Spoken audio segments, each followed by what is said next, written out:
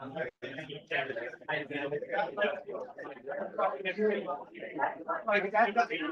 two, test, 1, 2, 3.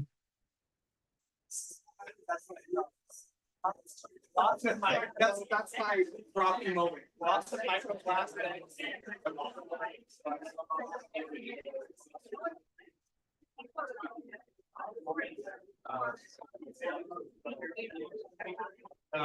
Sell everything.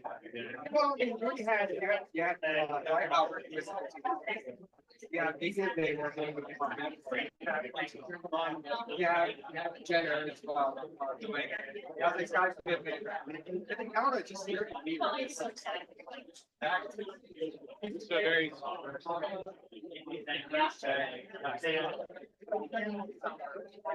Oh, crap.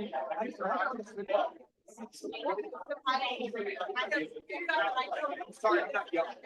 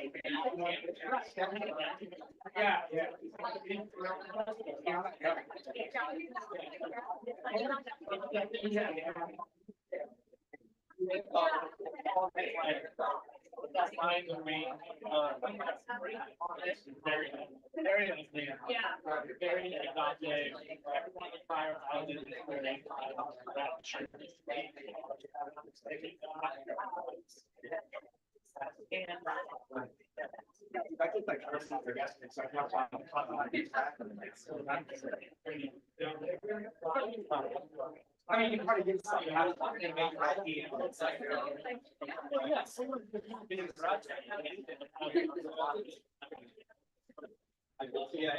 I'm just waiting for you to shut down.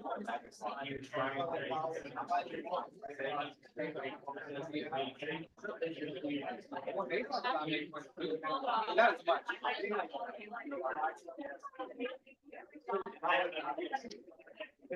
Yes, I don't wait. I was thinking about sitting just like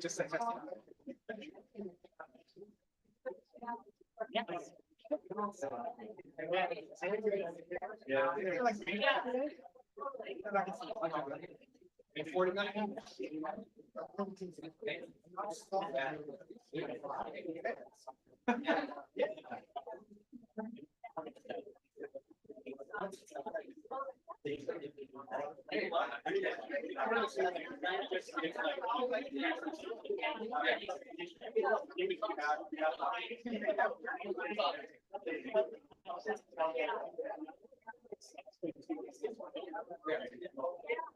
And he's still taking it. Even if it's a public.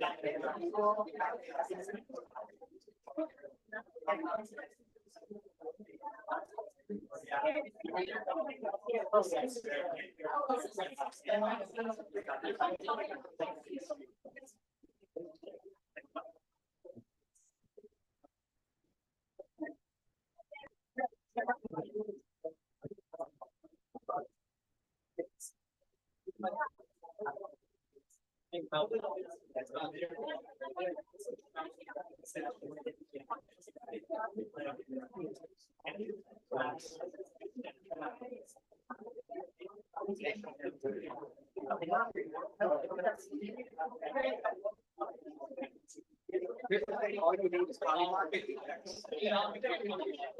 That's all you need.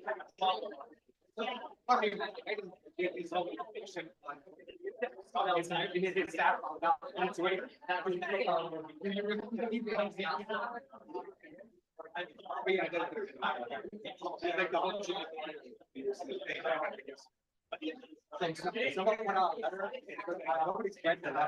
Just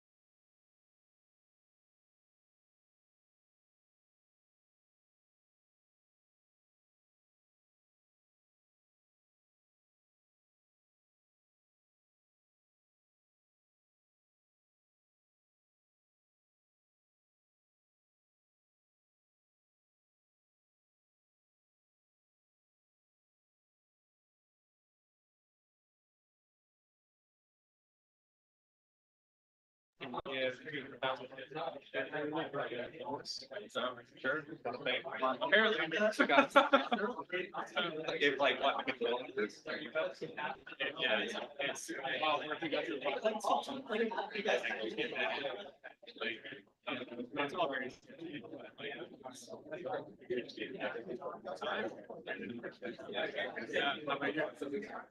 Yeah. Morning, everyone. Hello. Please take your seats. Let's get started.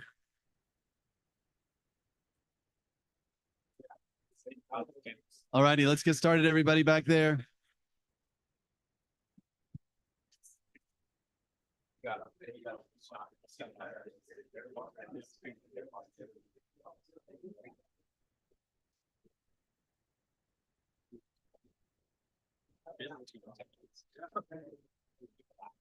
The live stream is waiting for us. Let's go. Let's go. We have a live audience. Like the cut, man. Yeah.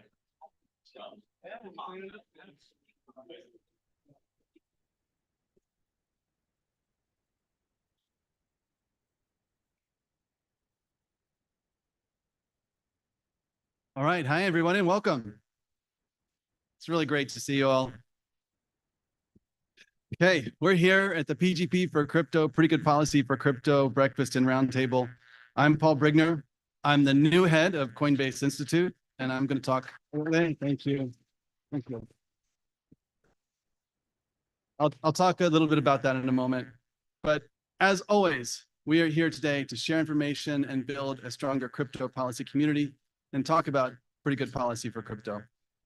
I want to thank our supporters. This beautiful venue is made possible by the VanEck Digital Assets Initiative, or VITA for short, at the University of Southern California.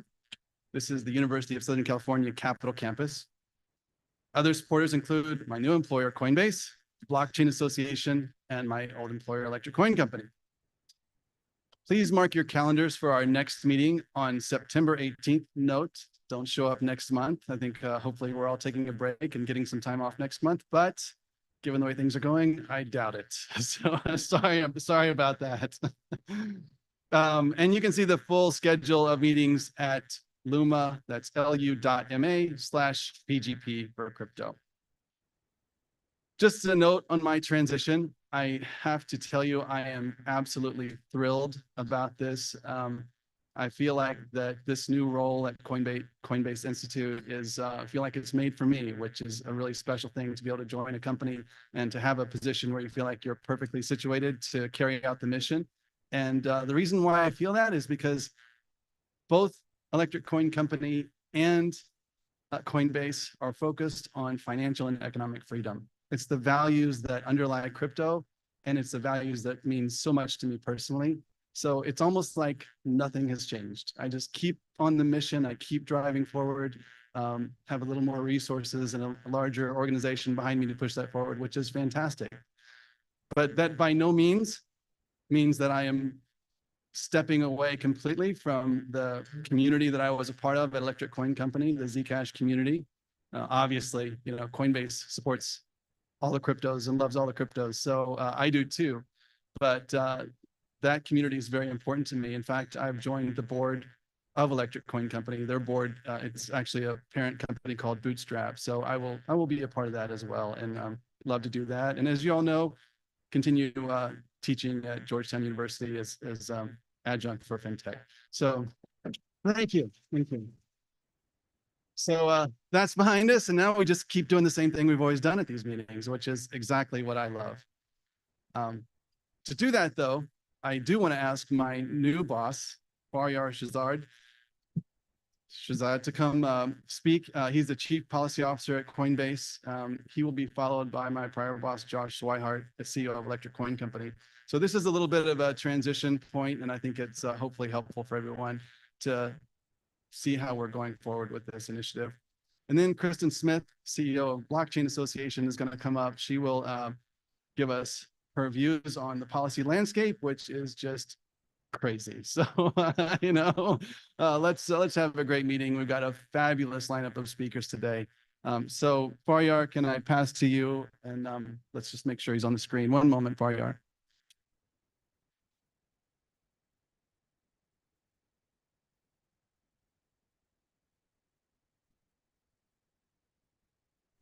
All right, you're on. We got you. Please. Okay, great. Paul, thank you for the intro, and thanks for inviting me, and thanks to everyone for joining today. As all of you know, Chris Edwards on our team had been kind of the person managing our Coinbase Institute, and he did an extraordinary job before he moved on.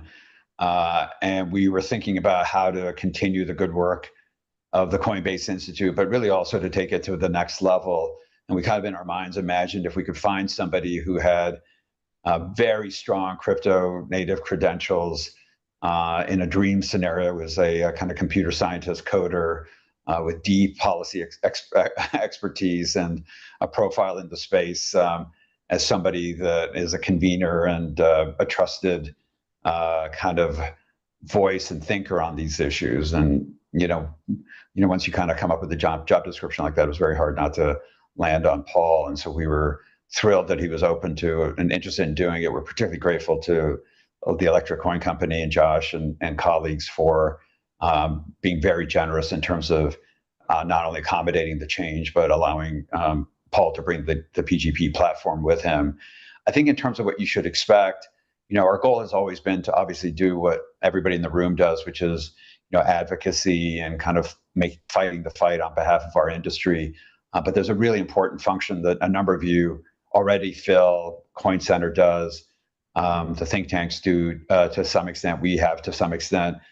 But that I think we need to kind of amplify, which is the broader kind of thought leadership that kind of meets people where they are, whether it's crypto native people who are sort of thinking about how to navigate into the traditional space, and people who policymakers, influentials, others who don't know much about us and our sector, and kind of need to understand that this is, that there's something profound at stake in terms of getting the policy questions resolved in with this transformational technology. And so we're very thrilled that Paul's here to do that.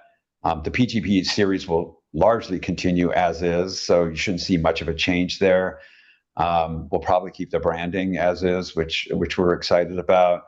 But we've also asked Paul and given him some budget for this to try to curate more content that we put out. So we've done some white papers, but maybe some longer form works in partnership with that, universities and academics, and just to add to the kind of the content that's out there that again meets decision makers and important folks where they are, whether it's a bank regulator that wants a more data intensive thing, or if it's a Hill staffer or whatever it happens to be.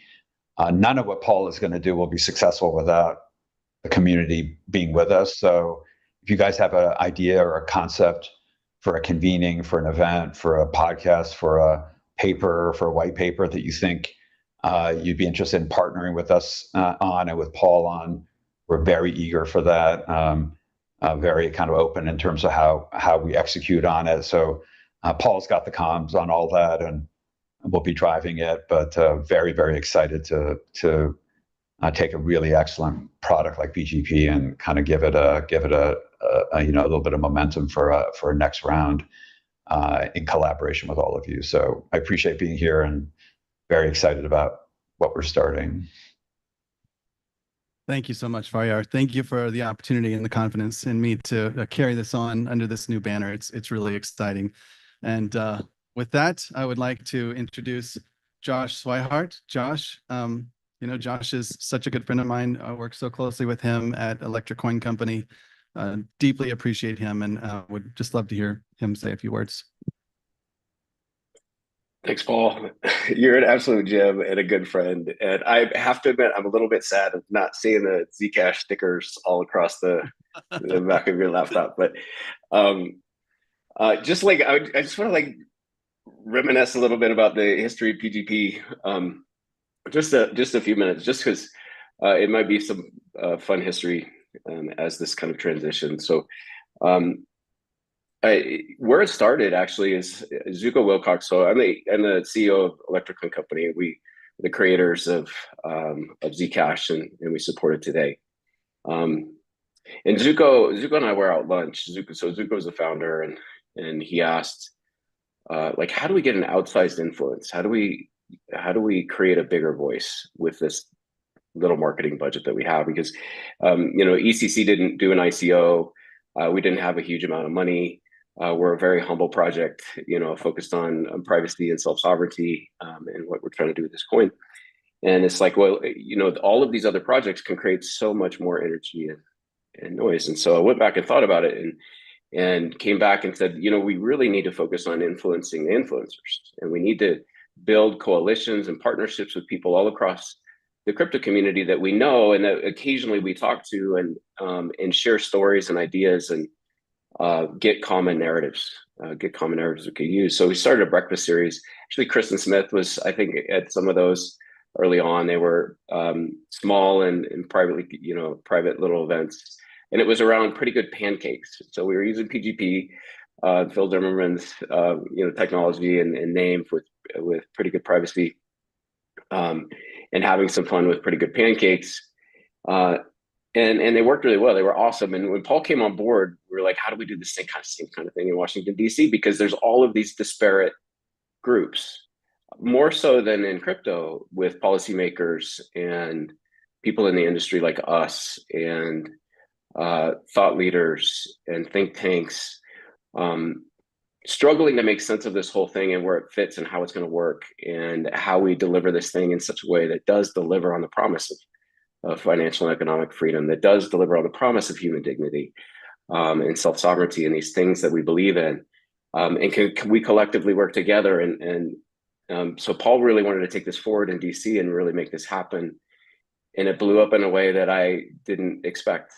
It was so much with these events, with the podcasts, with the quality and caliber of people that this has attracted.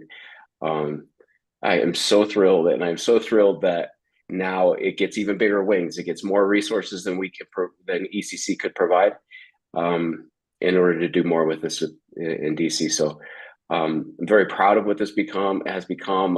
Paul has been just amazing, and I can't wait to see where this goes. So thank you for letting us be a part of it. Thank you so much, Josh. Really appreciate that. Okay, time to dig into the policy. So Kristen, you're up. Kristen Smith.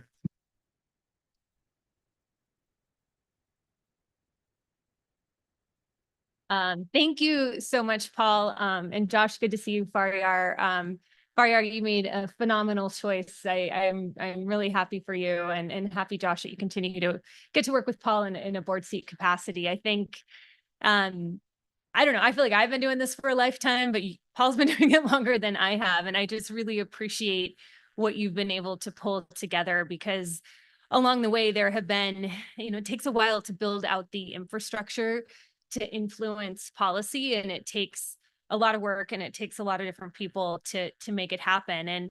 And I before I get into some of the specific policy issues, because there's so many going on right now, I think there's an argument to be made, and I never thought these words would leave my mouth, but crypto may be one of the most powerful and influential industries in Washington right now, which is remarkable in how far we've come from the days when where you could count on two hands the number of people working on these issues. And part of that is because we do have a strong industry. We have strong groups like BA and CCI and DeFi Education Fund, and sort of the infrastructure to work with policymakers and influence Washington.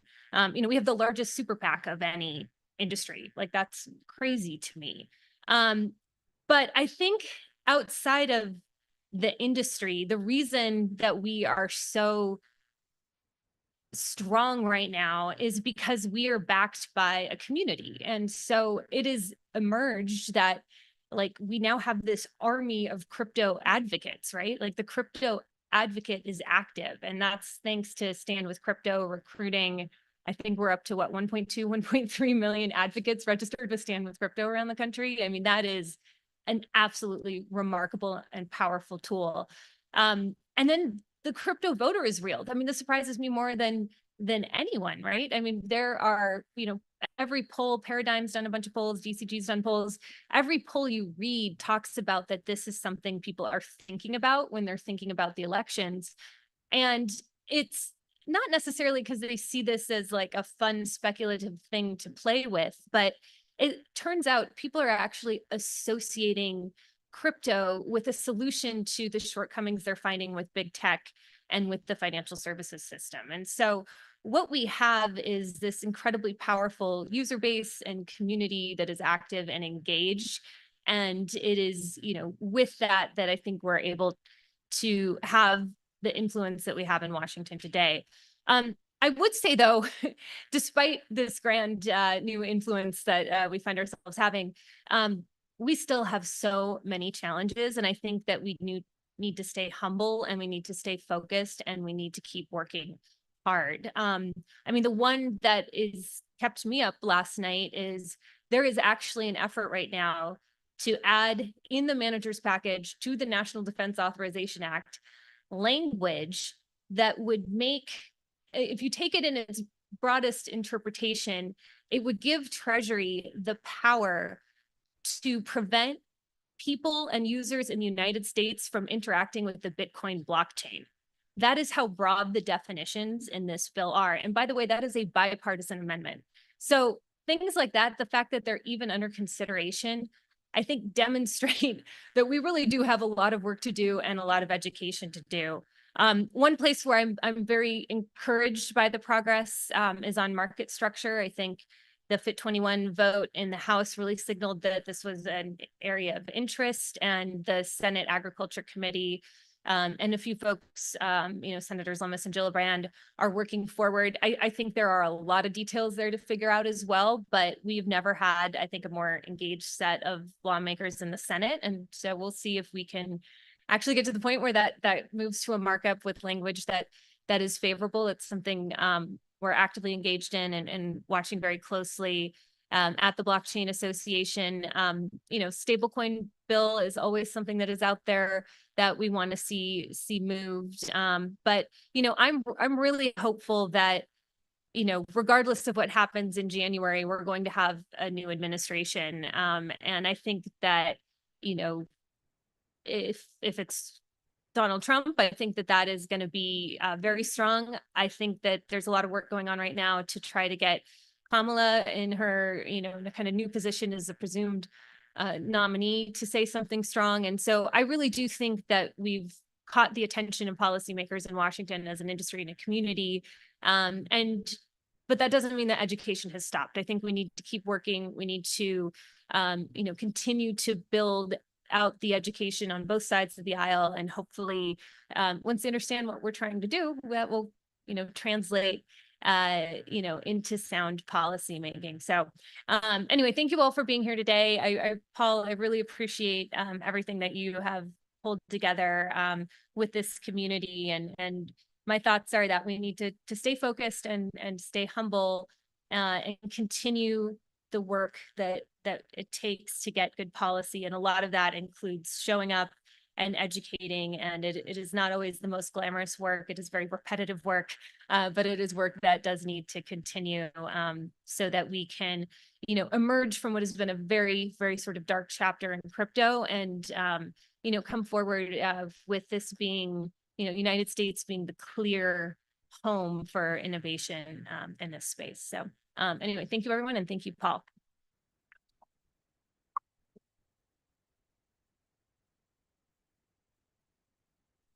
Wow, I really love this meeting. Can we do this again? No, I am very just honored to hear remarks like that. And thank you for all your leadership, Kristen. And wow, we just have so far to go, as Alex was saying. I think that it seems like we've come a long way. We have come a long way.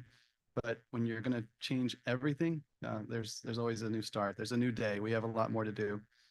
So let's go on. We have a couple of great speakers here from Paradigm, Alex Grieve and Justin Slaughter. Justin, come up, and we have Alex, I believe he's on the Zoom. So, okay, good.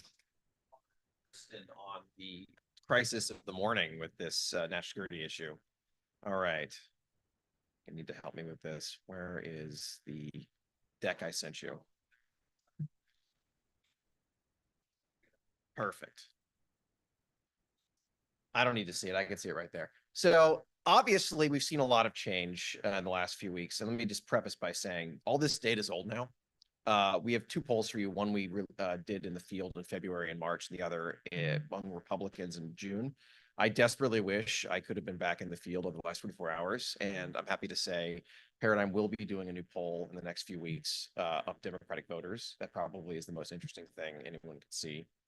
But all the same, with an issue like crypto, it is unlikely to see major data switch in a matter of days. So you pretty much get consistent good data over a few months. So, obviously the world is changing around us, but our sense is a lot of this information remains pretty actionable. I'm just going to keep trying to extemporaneously delay this until the information shows up. So let me just go from memory. The number one thing that we saw in our data is, first off, about 20% of American voters own crypto, either in the past or presently. That's been flat, more or less, for 2 to 3 years. Over the last few weeks, we have started to see an uptick for the first time. That's what our Republican-only poll showed. We began to see the number approach the high 20s among Republicans. This surprised me. The number one thing we all understand about crypto ownership is it skews young more than anything else. It skews non-white, and skews male.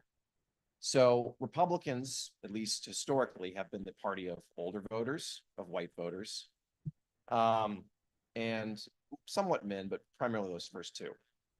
That we're seeing growth among crypto ownership among Republicans speaks to the good work done, of course, by a lot of people in this room, as well as by BA, by CCI, by everybody, and how the Republican Party has moved from being open to crypto 4 or 5 years ago to increasingly unanimously pro-crypto. I'll just continue on. The other thing that most surprised us in this data is that we looked at who in our March poll had said they'd voted for Biden in the past, and we found, I think it was about a 5-point. All right. So see if I can't make this crystalline. All right.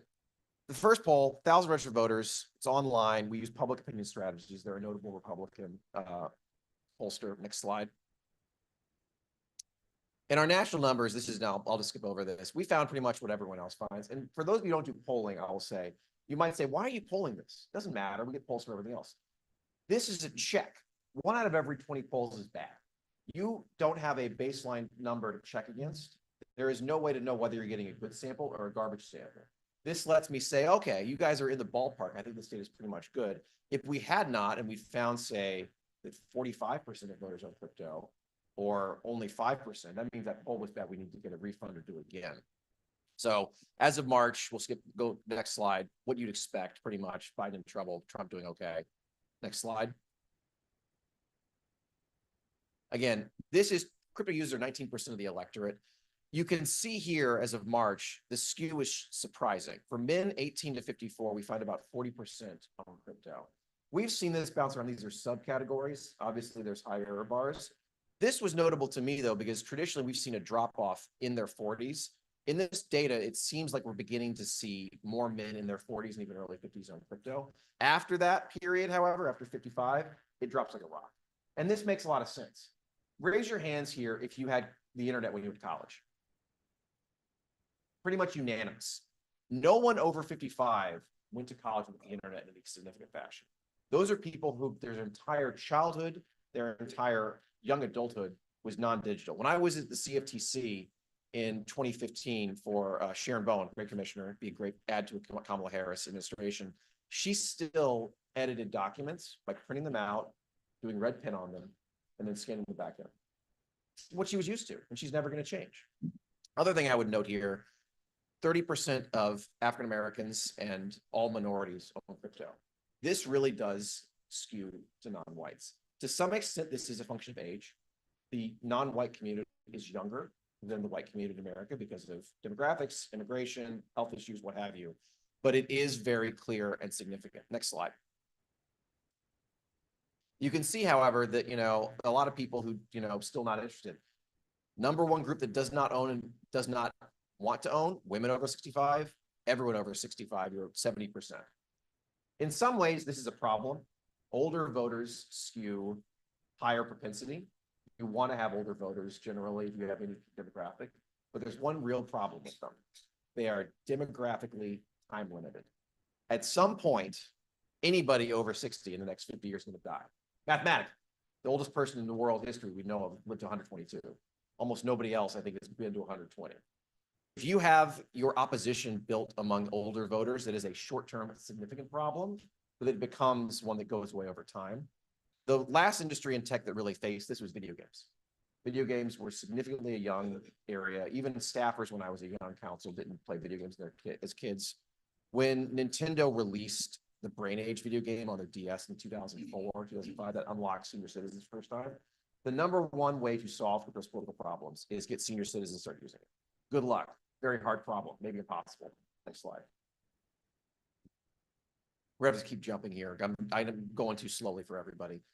Postgraduates own the least amount of cryptocurrency we found. That's another area that's surprising. This is an issue for staffing because a lot of staffers in DC don't have postgraduate degrees. Next slide. The ETFs made a huge impact. We were shocked at how many people were interested in buying the Bitcoin ETFs. This again is late February. This is literally weeks after the process began, before Ether even was seen as probable in DC. And it is really unlocked. You want to renote, easiest way to get senior citizens in crypto is probably an ETF. That probably is the number one way. Next slide. Ownership's bigger than we think. I keep saying this a lot. People are like, oh, you guys, somebody, I own crypto, but so what? I own a lot of things. I have a baseball card at home. Well, 7% of voters, not of people who own crypto, but voters own more than 1,000 crypto. That might not seem like a lot. Only 32% of all voters own stocks. Think about that. About half of all voters don't own any stocks. When you get this number, up to 10%, up to 15%, now you are influencing people at the very core of their financial being. That's what makes someone a single issue voter when it's not true for a lot of other topics. This goes to their entire livelihoods. And once you get the number high enough, $1,000 or certainly 10,000, they are likely to be a single issue crypto voter. Next slide. How much time have I got, Paul? 0 seconds. All right. All right. Voters remain skeptical of crypto. I mean, this is perhaps unsurprising. People own crypto like it. The idea that people own crypto and don't like it, I mean, obviously you have some people who own it and are unfavorable, which is notable. But by and large, people who own crypto are pro and people who don't are skeptical. That's not surprising for in tech, but it is real. Next slide. Especially white Democrats. That is the number one issue area. One thing that may be surprising is that per the data we saw above, white Democrats are a group that skews older. So you're hitting it by age, but you also have postgraduate degrees. I mean, like the worst kind of voter on crypto would be a person over 70, male or female, postgraduate degree, and generally someone of, it doesn't matter income. Who does this sound like? Members of Congress, traditionally. That's part of the problem. Who does it also sound like? Joe Biden. Who does it not sound like? Any non-white major elected Democrat. It should not be surprising to people that, the blessed Christian Gillibrand aside, a lot of our allies in Congress are younger, are non-white, and we get surprising support from non-white older Democrats like Gregory Meeks, as we might expect. Next slide. All right. Favorable views of crypto. This is why everyone likes it. Value increasing, the future. People, this is why they like it. Next slide. Negative views. Don't understand it. Volatile, unstable, risky. Next slide. Seniors continue to be, we can skip over this. We've already covered this. Again, I did not realize I only had a few minutes. Next slide. People think that still here to stay. Next slide, please. We got some significant doubt over 23 versus 24. Next slide. All right. This is very notable. I've harped on this in the past. We asked for recalled vote in terms of who people think they remember voting for. And what we found is that about 43% of voters recalled voting for Biden and 45 over Biden, 41% for Trump overall. And Biden was leading among overall voters. I think crypto voters, even 43% recall voting for Biden. Next slide. But now, this was really shocking to us in March. Biden and Trump were tied among non-owners in March. And this has been pretty consistent over the year up to the debate. As of March, owners had skewed to Trump 40 to 39. I don't think this is entirely crypto. I think it is very much connected to crypto. Every one of Biden's major issues was around young voters and non-white voters. Who owns crypto? Young and non-white voters. I don't think this is only that they voted against Biden because of crypto. I do think it's significant evidence that at the very least, the same thing that makes someone interested in crypto made them anti-Biden. This is in fact, and you can, I'm happy to say this one is on our Twitter page and on our account. So don't, you can take photos, we also just go download it. There is something here that is profound that we and nobody else has figured out what's going on. I think it's related to alienation. Whoever figures out why this shift happened exactly and the role of crypto is going to be a political god in this community and maybe in the country. Next slide. All right. People are frustrated. Next slide. Next. And then finally, we have the Republican poll. I don't want to belabor this because this is about Republicans. Next, go slide forward. Forward. Again, I had too many slides. 28% of Republicans, this is as of June, say they've owned crypto previously or currently.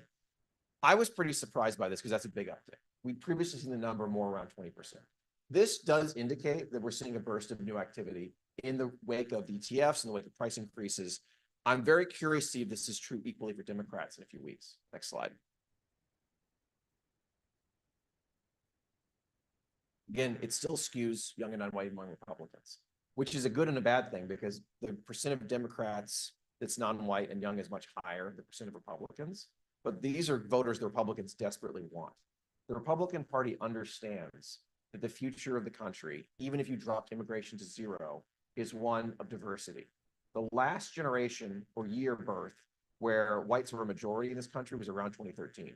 Most births since then have been non-white births. If you're a party built for American politics in 2030s that is dependent largely on white voters, you are asking to lose an election. This is why a lot of Republican members tell us they find crypto appealing. They see this as a route to getting non-white voters and young voters. Next slide. We think it's going to keep growing. I was pretty happy to see 13% of Republicans who've never owned crypto think they're going to buy this year. Next slide. That's over 6 months. Not exactly a long time horizon.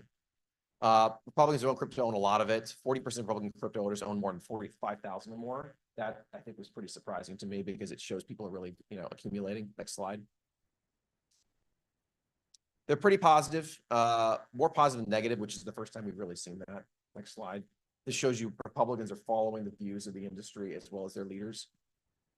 This widens, in fact, plus 12 among men, plus 42 among Republican voters under 40, and plus 27 among non-white Republicans. Plus 42, that's a 70-30 margin. If you're a Republican under 40, you're like, crypto, I don't like crypto. I love crypto. Next slide. Republicans want Congress to take action. This is obvious, like calling the sky blue. Next slide. But it also, this was pretty shocking to us. We wrote on this. Crypto helps persuade never Trump Republicans to vote for Trump. Of 13%, learning that Trump expressed support for cryptocurrency and keeping the crypto industry in the US made 87%, made people more likely to vote for Trump. Basically, it helped convert a small number of never Trump Republicans toward Trump. I was shocked to see this. That's exactly what Trump's team sees in this industry. Next slide. And then, as before, 40% of Republicans own any stocks. Among Republicans, notably, crypto ownership currently was strongest in those graduate degrees. So it does suggest to me, and we're going to see how this goes in a few days, that the worst group for us is graduate holders who are Democrats, which is a real problem as long as they are the dominant staffing force among Democratic politics. Next slide. It's probably the end of it. All right, so that's everything. We're going to be doing another one of these polls, as I say, in a few weeks. Frankly, probably going into the field the next 24 hours for Democrats. We're going to ask a bunch of new questions. I delayed on this in part because it's the convention, but also in part because I wanted to make sure we had the right candidates. And then we're going to do another one, I think, sometime this fall. Thank you, everybody. Your phone's man, don't forget your keys. Yeah, that was that was brilliant. I loved the presentation. Such good data. Okay, moving on. I want to invite Clev Mesdor to come up and speak, please. Clev, it's been a while since we've heard from you. Always appreciate the work you do and would love to hear an update.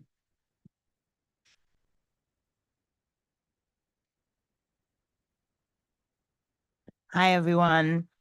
It's great to be back. I haven't been since we've been at this very nice location. So this is definitely swankier than the last one.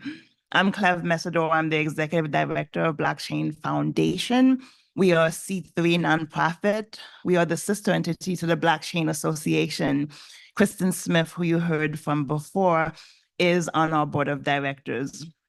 I've actually been working with Kristen since 2019 on inclusion. Blockchain Foundation, even though it was created in 2018, when they also created the Blockchain Association, it did stay dormant, though compliant, and we reactivated it in March 2 years ago. So we're commemorating 2 years. I invite each of you to join us tomorrow at the CTA Innovation House at 11:30. We're doing a 2-year anniversary briefing. We will have our new board members and Paradigms. Katie Biber was our founding board member, and now Dominique Lido is one of our new board members. Many of you know Josh Mendelson from Hanger. He was one of our founding board members, and now Karen Blackstone from Hanger is on our board. So you'll meet them, but more importantly, you will learn about our new paper. We just launched our second research paper. We just published it. It's available on SSRN, and it focuses on why we need to resource credit unions, community and minority banks for digital assets, because they are in the best position to offer risk mitigation services. So excited about the paper. It's been well received. So feel free to join us tomorrow again at the CTA Innovation Townhouse on Capitol Hill. Now, I want to talk to you a bit about a new project that I just launched called Butterscotch Media. I will say before I do that, I want to get on the Paul bandwagon. You know, Paul is just amazing. When I first connected with him, I told him what a fangirl I was for Electric Coin Company, because in 2018, they launched the first real true inclusion project in the Bronx with Carlos Acevedo, where they actually collaborated with Bronx Community College to go into the Latino communities in the Bronx to educate folks and help people create wallets. So big fan of Electric Coin Company. And when Paul started doing these forums, he became such a partner of the foundation in terms of helping to think through how we can do more education, how we can do more access. So, congratulations to Paul on his success. It is not just well-earned, it's earnest. And, it's wonderful to have somebody like him in the industry. So congratulations, Paul, and thank you for continuing this forum. Now, on to Butterscotch Media. Right. We created because of what Justin just shared in his presentation. Many of you in this room may be surprised to learn about how inclusive the crypto voter is, or how engaged communities of color are. Why many of you may be surprised is because we're absent from the media. We're even absent from hearings and debates. But we know the stories about inclusion in Web3 and DeFi can make a change when it comes to policy. We know that our issues within the Democratic caucus, if they saw more inclusion, if they heard more from the builders, the C-suite executives who come from these communities, it would influence policy. So Butterscotch Media is just that. We're following the Punchbowl model, that Axios model, to actually focus on inclusion in Web3. We launched in March. We have a weekly newsletter that comes out every Monday. It goes out to over 6,500 people. We launched a podcast, and also we're doing a live event. We did a live event at Consensus in Austin, and we will be in Chicago underground at the convention. We're doing an event on policy. Why is this important? It's because Black, Latino, Indigenous communities are very active in this space. These stories are really important, and they're important to how we grow this community, but they're largely invisible.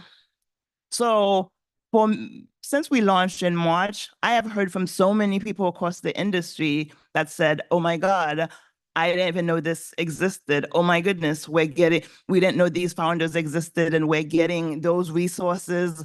Or people who, one person just said, my view of crypto is so siloed. It's so interesting to see this different perspective. So we tell the story, and we don't just focus on Indigenous, Latino, and Black founders. We also focus on those demographics in Congress as well. I love the crypto native space. I've been working in crypto for over 6 years, but we do groupthink, and we are often siloed. And when you look at who we focus on policy, you would think that Gillibrand and Loomis and Wakana and Richie Torres are only champions. They're not. We have a lot of members of the Congressional Tri-Caucus, the Black Caucus, Hispanic Caucus, and Asian Pacific American Caucus that are taking risks within the Democratic Caucus, that are saying no to the leadership, that are engaged, that are co-sponsoring bills. And we need to put a spotlight on that as well. And that will also help Democrats who are on the fence, who are thinking, ooh, I don't want to piss off the establishment, but will do that when they see more of their peers taking risks. So I'm excited about this because, we're telling policy stories, we're talking about industry trends, and we're also sharing market research like this. We do, tell the truth about crypto. There's always a section on frauds and scam. I know we don't like to talk about it, but the communities of color that actually embrace crypto, they need to hear about it, because we need to tell them where scam is happening so that they can protect themselves. We need to share the resources so that they understand that this is happening, not just to them, and where they can get the support as well. I will say, I am a Democrat. I served in the Obama administration. I worked in Congress for Barbara Lee and Betty McCollum, served on national political campaigns. It's interesting. I actually worked on the 2016 race. Oh, sorry, God, I can't believe I said 2016.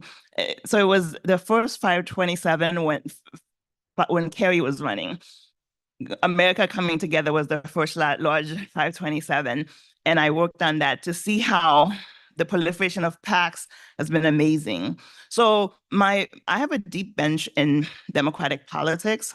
I share that because since I've been working in crypto for over 6 years, some of my staunchest supporters have been Republicans.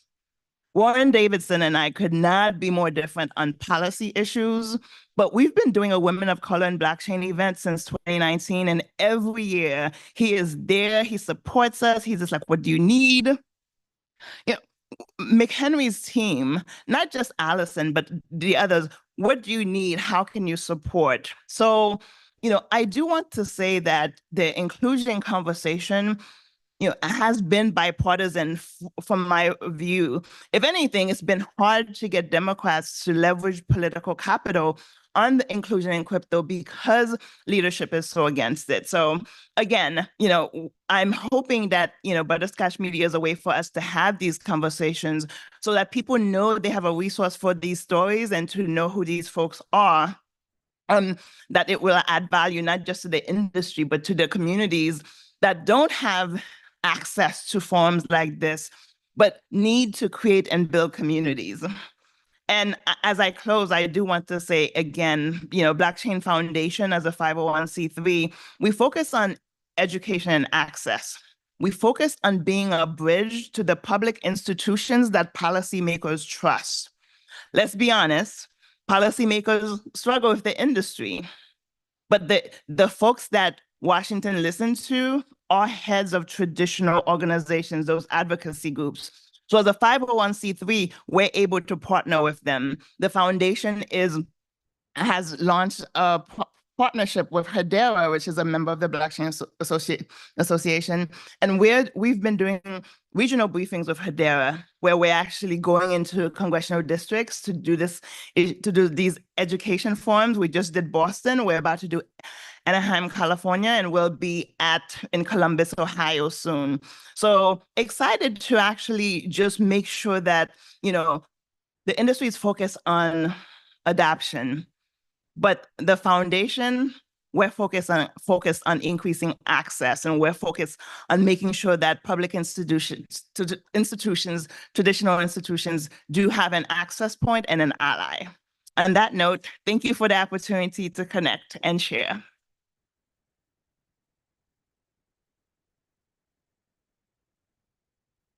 Bev, you're an inspiration. The work you're doing is so important, such an important leader in crypto policy, bringing people together. I feel like we're kindred spirits in a way, trying to do much of the same work in little different ways, but just amazing. Congratulations on your butterscotch effort and media effort. It's wonderful. Okay, if you can, please plan to hang around for 10 more minutes because we're running a bit behind and we've got a couple fantastic speakers here coming up. I'd like to ask Kyle Helpman. He's the vice chair of the NCUA. That's the National Credit Union Association, I believe. So, Kyle. Hey there, folks. My first time here. I cannot believe I haven't gone before. You'll see me around. These are definitely my people here. Clev and I, we got good news. If anybody goes to Money 2020 in Vegas, Clev and I are on a panel there.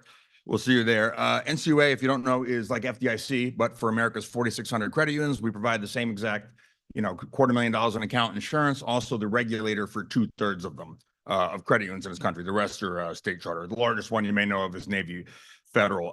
Back to 2020, when I was going through the Senate confirmation process, digital assets was one of 3 priorities that I mentioned. And I've put a lot of my capital at the agency, and almost my entire time has been with the Democratic chairman across the aisle. I'm a Republican appointee, and I've had to eat some stuff to get digital asset stuff across the line. I've had to, deal within the agency and trade away some things that were less of a priority. We're the only agency that I know of the financial regulators, 7 of them, depending on how you count, that not only is not openly hostile, but has put positive guidance. 2.5 pieces, I'll say 2.5 because one of them is more of an FAQ, of positive guidance. Put out 2 pieces of positive guidance in 2022. By the way, that's 2 more pieces of positive guidance than most of the other agencies have put out. Broad-based stuff, and I'll be bipartisan here for a second. One of them was basically, hey, there's this thing called crypto. It is new. It will have uses, some of which we know. And it was general and it was principles. And here's the bipartisan bit. I modeled it after what I consider to be the best economic policy in America since I've been alive in terms of jobs, in terms of incomes. And that was 1997, Clinton Gore. It's just my personal opinion. Clinton Gore put up principles for this new thing called the internet. You can Google it. It's a trip to read it now. Information superhighway, that's what Al Gore called it. And the number 1 was private sector shall lead. You know what happened next, right? We won the internet. America got the most jobs, the highest investment returns, the most headquarters, et cetera. We got all the negative. And I had a conversation with a Bloomberg reporter. It's like, aren't you worried you're gonna let credit unions use crypto and digital assets and blockchain? You're worried there's gonna be problems? I said, well, I know there's gonna be problems. I don't worry. I know that for a fact. I know that up front. Name me any new technology that did not have widespread negative associated with it. Did you guys know there were 0 plane crashes before we had planes? No, thousands of years. You can read the whole Old Testament, New Testament. There's not 1 plane crash, right? But we don't take horses across country anymore. And I've had to deal with a lot of stick internally about what you said, illicit finance, criminal, and I have to say, listen, if you guys think crypto is often used by criminals, you're going to freak out when you hear about cash. And one of my other 3 priorities, by the way, is very germane to this. One of the other three priorities was how hard it is to start a new credit union. It takes many years, right? There are affiliate groups, often immigrant groups. There's ones in Florida where they speak Haitian Creole, et cetera. And just like digital assets, starting a new credit union for a group that is not satisfied with financial services providers they have now is both about financial inclusion, okay? And I want to say one more thing. Next Friday, August 2nd, in 2025, is the end of my term. So I'm here to get ideas now, later, whenever, of anything we can put out. When I said 2.5 pieces of guidance, the half was just an FAQ, a state charter credit union. That's about 1,500 credit unions in this country. Are we allowed to hold custody? Are we allowed to hold digital assets custody. SEC thing does not apply to credit unions. And so we just said, the short answer is yes, but talk to your state regulator, okay? That was just answering a question like what day of the week it is. So it wasn't anything really new, but it still is a signaling effect. So there's a lot of tools as a regulator, besides rulemakings, you can do to signal that things are okay and not thought poorly of. You saw what the banking regulators put out, and I'm proud that NCUA did not sign on to this 3 years ago. Fed, FDIC, OCC. You must get written notice of non-disapproval for anything involving crypto, digital ledger. Okay. And they said, oh, no, we just want to get a heads up. But obviously that sends a negative signal. You don't have to get written notice of non-disapproval for lots of other things. I will give the OCC credit for having a tokenization symposium this year, real world assets. But again, those are many of the same projects that people shelved 3 years ago. So there's a lot of mechanisms speaking like this. Again, FAQ, just answering questions, that sort of thing we can do. And I enjoyed Christian and the gentleman that had the polling information, Justin, because if you guys remember the first .com boom, and I've been saying this since last year, but this is not a bold prediction by any means. This is the first election for president where AI and crypto are actual issues. I was Mitt Romney's financial policy staff for 2011, 2012 in that failed effort. And we didn't have to have policy briefings on crypto back then. When I think back 2011, 2012, it wasn't on our radar. My main thought is I wish I bought Bitcoin back then. But you have to this year. And it reminds me of the 2000 cycle. In the primary, you had Bradley against Gore. Gore was already out front on the internet. And then the Bush-McCain debate. Okay, it's the first time you had to have a section of your website on internet policy. First time you had to have a staffer, like I was Romney, to answer questions because you were going to be asked about it at town halls, or radio, at debates. It was the first time. It was also the first time you could accept money. People actually raised money on the internet. McCain 2000, his primary run, if you guys remember this, was the first time you had a website on your bumper stickers and your signs because he raised a whole bunch of money. If you want to get politicians' attention, have a way to raise money on it. The same way this past cycle, Tim Scott and some others had to accept crypto. And then by the general election, 2000, everybody had their website everywhere, both Bush and Gore, and they were asked about it live on stage. And when the earlier speakers were talking, it reminded me of that 2000 cycle. And this is just for fun. It's a 30-second clip I wanted to show. And the main thing is that it was new, and look at the language they use. And I think years from now, when we look back at politicians now being asked about crypto and digital assets, my guess is the phrasing is going to be weird. You know how a young person, if you tell them you had to return a movie and they're like, how do you return a movie to Netflix? Like, and how can you do it late? Like the language is different. Can you play that for a minute? I just thought it was fascinating. This is primary debate, then Governor Bush against Senator McCain, if you can get this up. The phrasing is what trips me out. We don't even speak this way anymore. Judy Woodruff from PBS was moderator. You think we'll be able to get that up, Paul? All right. It's not that big a deal. But anyway, just the language. She asked then Governor Bush, do you like the World Wide Web? And I said, do you go online? Like, we don't speak that way anymore. Like, I don't know, are you online right now? I don't know. I have like 100 apps on my phone. They're probably running in the background. Am I online? And just the way they spoke about it was fascinating. I think that's obviously going to be different. It's not a bold prediction, but we're going to look back at it the same way. If you read that 1997 Clinton Gore guidance, it is just a trip, the language they use and the way they speak about it. It was clearly the internet was a series of magazine pages where you read stuff. It was just very different. But in any event, if you can't get the clip up, it's not that big a deal. I'll speak at a longer time at another one of these things. I didn't know I was going to speak today. But I just want to introduce myself again, Kyle Hutman, NCUA. Oh, yeah, you got this. I just think this thing is a trip. It's a moment in time. I had Natalie, my assistant, bring it up. She was born in 1998. Watching this is like going back in time, the 1912 presidential debate where they had to discuss the automobile. Teddy Roosevelt, first president to have a motorcade. First time I had it. That's what this line is of. You got audio? Can't get audio? All right, no worries. It's just a bizarre to watch it, but it's a moment in time. Thank you, guys. Kyle Hutman. See you. Kyle, welcome to the PGP community. Please come back. We love those comments. So interesting. Okay, speaker from all the way across the country, Andrew Hutman. Thank you so much for coming. He launched an organization called Consensus Democrats. He's going to tell us about, and he's got a deck he wants to show us real quick. All right, we're going to close strong and talk fast. I used to be from New York. Andrew Hutman, Consensus Democrats. My day job is I've for 6.5 years run High Level Fund Management. We're a crypto hedge fund management firm, about 100 million under management. But prior to that life, I used to be Obama era tech for good political appointee in New York State. Worked with governments in the US at all levels and around the world to deploy basically open source, open data, open government technology. So those are my bona fides as a technologist before I went down the rabbit hole of decentralization. Are you doing slides, Paul? Okay, next slide, please. So I don't need to rehash the story for anybody here, but just to level set and set context, crypto wasn't partisan before FTX by and large. And obviously since then, we've had very overt and explicit antagonistic rhetoric and policy reality from this administration and from a lot of Democratic politicians. And that leads naturally to, the roster, which you can see on Stand With Crypto, about literally how many Republicans are supportive and how many Democrats are supportive. And there's this huge imbalance there. Next slide, please.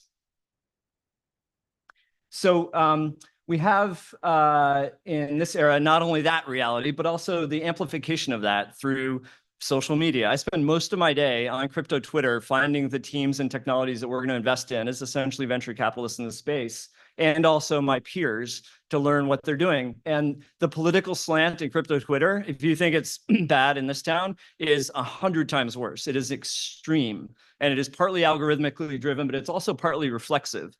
That rhetoric builds on itself and drives more partisanship in that context. And it's where a lot of our industry spends most of its time, gets most of its information and opinions. And then you add elections to the mix and Trump leaning in hard to being pro-crypto explicitly, you've got an incredible imbalance. Next slide. But critically, as Justin just educated us about, and the Nakamoto project just on Monday came out with some other new data and research on Bitcoin ownership, that's not who the electorate is. The electorate is not extreme right or extreme left. It's actually extremely centrist. It's extremely balanced. Next slide. And so too are the researchers and the advocacy organizations that are actually working on these technologies and the difference that they can make in our society and our world. They're not left, they're not right, they're often nonpartisan, and where they are political, they are equally balanced on left and right. And I've worked with many of these organizations on the sort of 1.0 of this issue area, as I think of it, like internet freedom, net neutrality, inclusion, and the digital divide context of the original World Wide Web, et cetera. This technology domain is not left or right inherently, obviously. Next slide.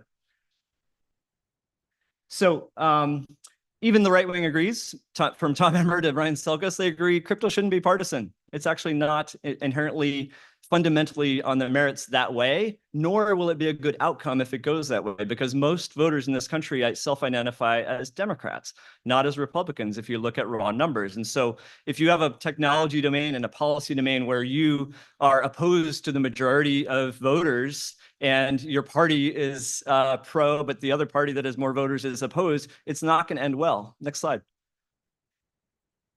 So there is a moment of opportunity here, and there is, in fact, real change, I believe. And that is thanks to the hard work of a lot of people in this room, and in particular, I'd say to the industry PACs, who've really put a huge stake in the ground around how powerful and important this industry is. And that's wonderful. But lest anybody think that this era of partisanship is over, let me read you a tweet from 10:13 this morning. David Bailey, Bitcoin conference, right? Kamala Harris will not be speaking at the Bitcoin conference. No surprise. What can she say to us when she's actively imprisoning developers, forcing our industry overseas, and attacking proof of work? It would have been a disaster for her. All eyes on Trump now. So we are still in a hyper-partisan era in this industry, if there was any doubt. Next slide. So Democrats do not today have a visible, organized voice in this political conversation. We have a lot of Democrats who are active and visible. We do not have an organized, self-identified, proudly of, by, and for Democrats voice. And this keeps more Democratic lawmakers from engaging because it doesn't feel like a safe space. And it keeps crypto more partisan than it needs to be on the merits. Next slide. So Consensus Democrats is designed to deal with this situation. It's designed, if we're successful, to take the Republican and all of Justin's data and copy paste Democrat in there. Next slide. We have one message. Crypto is good for Democrats. It actually aligns with our values and our policy priorities if you look at it on the merits. and Democrats are good for crypto. Again, it's not going to come out well if you have a partisan policy area where the majority of the country is actually self-identifies as the other party. Next slide. So we identify and we arm authentic, credible messengers, Democrats, to carry that simple message. We're of, by, and for Democrats, and we will empower these messengers to tell that story in their communities, in the press, on the Hill, and within the industry. Next slide. So we're building as an online organizing hub to collect these stories and materials to educate and empower current and future messengers of this story. And we in particular are going to focus on telling stories in ways that the industry doesn't historically show a lot of talent at telling, frankly. And it's the best part of my day has been reconnecting with Cleve because she is doing that work. We want to amplify the work of people like Cleve and make it as big and widespread and effective as it can be. We're building a community of supporters. We are, at the end of the day, building a pro-crypto democratic coalition. Next slide. So when we do this, if we are successful, we will amplify the work of people like Cleve and also the Blockchain Association and everybody else that is already doing good work in this arena by shining a light on it from a democratic perspective. We will actually elect and educate more pro-crypto Democrats. And at the end of the day, all of that nets out to better support for pretty good policy for crypto. Next slide. So who we are briefly, I told you about me. My co-founder is a storyteller, basically, but he's done work from everybody from George Soros to Pete Peterson. And so it's one where we really want to lean in, telling stories as the anything but crypto bro version of crypto storytellers. We also have an incredible campaign and organizing grassroots team that has experience not only being chiefs of staff in Hill offices, but also national organizing directors of Democratic presidential campaigns and on and on. So we've got an amazing big tent bridge building team. Next slide. And what we've done so far is we've mapped the space. We have conversations with dozens of key opinion leaders in this space, including many people in this room. More to go, but we've done a lot of that. As I said, we've recruited a great team. We've identified some pretty significant scale lists of people that we can reach out to start building this coalition. And we've circled our initial funding commitments. Next slide. And what we need and what we would invite and be incredibly grateful for all of your help with is we need these pro-crypto stories. We need these stories that will actually resonate with Democrats that we can shine a light on. And we also need recruitment channels to reach Democrats. We need non-industry standard ways of reaching people that we can ultimately educate and enroll to create a bigger tent here. We need diverse funding sources. We don't just want industry money. We need non-industry money in order to be authentic and credible messengers to the biggest tent of Democrats. And then we need an exceptional board. We need a lot of people who do not look like me. And we want suggestions and offers of help in that area. Next slide. So that's us, Andrew at consensusdemocrats.com. If you'd like to help, thank you so much for your time. It's a total honor to be in a room of amazing people like this. Thank you, Andrew. Love that initiative. Excellent work. Okay, 5 or 10 more minutes. We're going to ask a couple more speakers. Nick Antony, would you come up, please, from Cato?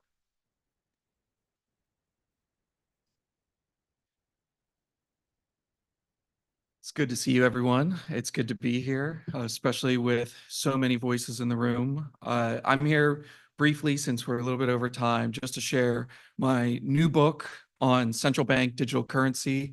It's called Digital Currency or Digital Control, Decoding CBDC and the Future of Money. And this is meant really fitting in theme with what we've been talking about. It's meant to help people understand what this issue is. So whether it's young people on the Hill that are trying to get up to speed, or if it's older voters trying to find out what the heck does CBDC mean, this is a walkthrough for just about everyone. You don't need an economics degree. You don't need a law degree. You don't need an engineering degree.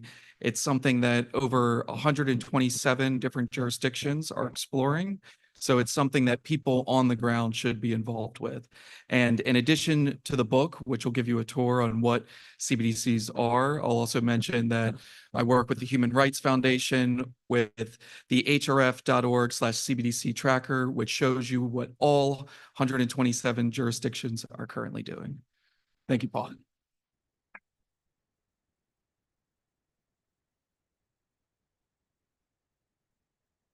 I am so sorry about the noise. This is an active construction zone apparently, so I did ask them to stop, but they're not stopping. Okay, one more speaker, Mariah from Endowment. Mariah, are you on the Zoom? Okay, great. Yes, hello. Thank you all for having us. I'll be quick because I know we're over time, but I'm just speaking for Endowment to invite everybody to our On-Chain Giving Summit. It's the second annual gathering of thought leaders in finance, tech, and social good with us and our friends this On-Chain Giving Summit. Join us for 4 days of live digital workshops that bring together visionary thought leaders, grassroots impact builders, and innovators at the forefront of the blockchain technology and philanthropy space.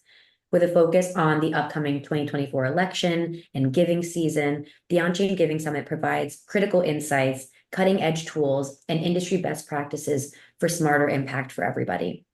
Each day will feature programming centering a different community and conclude with live networking sessions. Come for it all or just for a day if you can, and bring your tough questions and be ready for substance. I will leave a link in the chat if anyone's interested in RSVPing for the event. Thank you so much.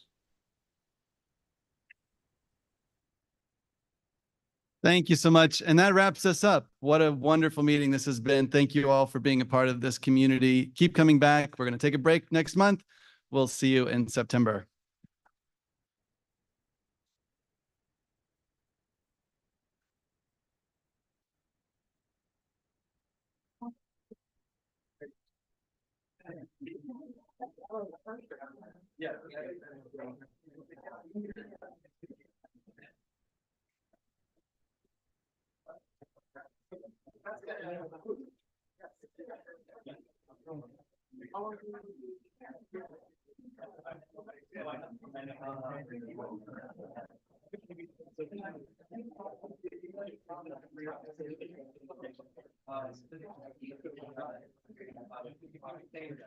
Around that, so it wasn't.